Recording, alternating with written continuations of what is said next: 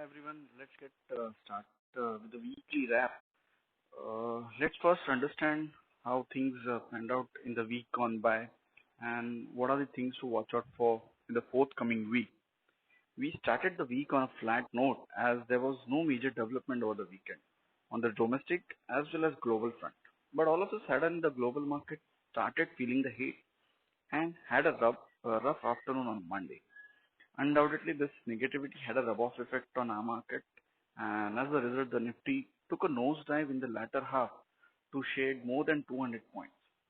This development set the tone for the remaining part of the week, and market extended losses in the following sessions to conclude one of the worst monthly expiries in the last 6 months.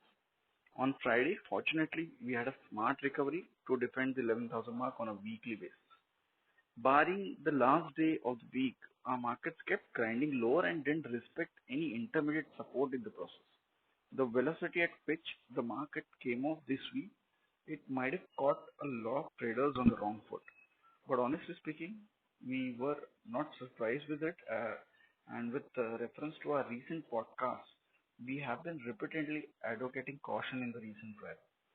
The way prices looked overstretched, reaching a cluster of multiple Fibonacci ratios as well as key indicators, and importantly, the positioning of US dollar index recently, we avoided participating in the last phase of the recent euphoria. And yes, when the euphoria reaches complacency, the market eventually tends to show its supremacy. We had a couple of hands in the previous 3 weeks, but who ignored it had to pay the price. Without boasting further, the cautious stance initially and then a sell-on rise has played out well so far for us. This is past now, but the important question is what's next and is there further room for the market to correct?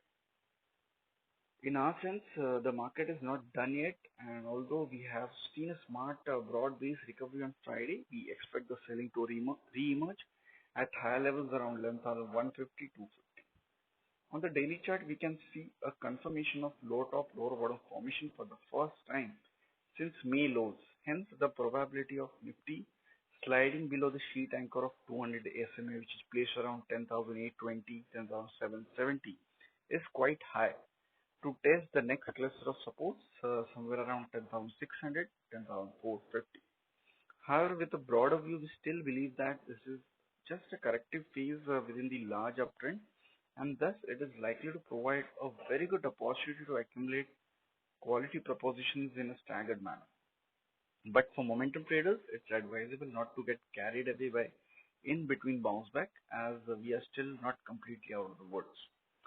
So as far as individual stock ideas are concerned, we this time we have two ideas. One would be on the long side and one would be on the short side.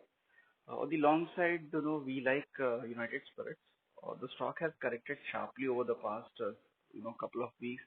The overall trend remains negative, but the way its, stock rebounded sharply on Friday, it appears that the stock is poised for some kind of, relief move. Hence, we recommend the strict stop loss around 499. Target can be placed around, 530, 532. The sell call would be, from the IT space, although overall IT space has been outperforming, in this pandemic period.